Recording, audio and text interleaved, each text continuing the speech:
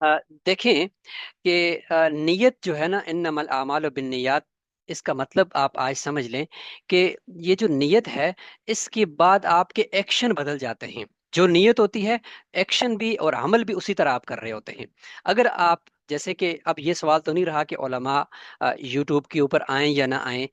अब सवाल ये है कि आएं तो कैसे आएं, आएं तो किस नीयत से आएं, और आकर करें क्या। ये सवालात अभी आपने जहन में रखने हैं।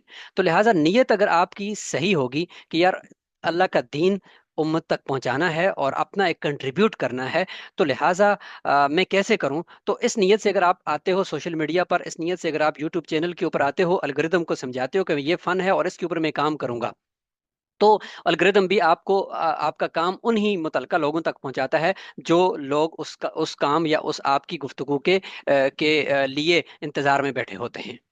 और अगर नीयत आपकी ये है, तो फिर आप ना हमेशा कभी सब्सक्राइबर के चक्करों में नहीं पड़ोगे, कभी फॉलोअर्स के चक्करों में नहीं पड़ोगे। लेकिन जब आप काम प्रोफेशनल करोगे तो आपको सब्सक्राइबर जो है ना वो दिनों में मिलेंगे। तो मैंने वीडियो के अंदर अपने यूट्यूब चैनल की प्रोग्रेस बताई है, और नीयत के बारे में मैंने बात की कि नीयत आपकी क्या होगी। अगर नीयत आपकी खालस नहीं है, तो फिर आप रातों रात जो है ना वो वॉच टाइम पूरा करने के लिए लग जाओगे। फिर रातों रात जो है ना आप सब्सक्राइबरों की मिन्नतें करने लग जाओगे कि मेरे चैनल को सब्सक्राइब करो, बेल आइकन को के ऊपर क्लिक करो कि आने वाली हर वीडियो आपको मिल सके। फिर आप इन चक्करों में लग जाओगे। इसलिए नीयत को दुरुस्त करें, जाकर इसको सीखें कि भाई हम यूट्यूब के ऊपर कैसे काम कर सकते हैं और क्या क्या कर सकते हैं।